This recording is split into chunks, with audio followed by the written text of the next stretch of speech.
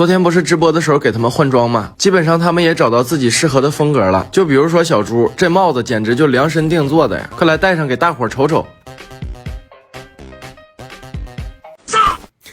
但是小猪吧，好像不太喜欢这个帽子，摇来摇去的，然后他就脱下来了。脱下来没事，老爷会出手，你给他戴后脑勺上，跟背书包似的，不就行了吗？好看是挺好看，就是大半夜你要是跑出去了，估计得挺吓人。再来看小包子，它就比较适合这个小兔子的围脖，新年的气氛一下子就上来了。快给我戴上！快来，给你戴上。不好意思，劲儿用大了，别着急，我给你调整一下。好看呢，小包子，有过年的氛围了。祝大家兔年吉祥，吃嘛嘛香。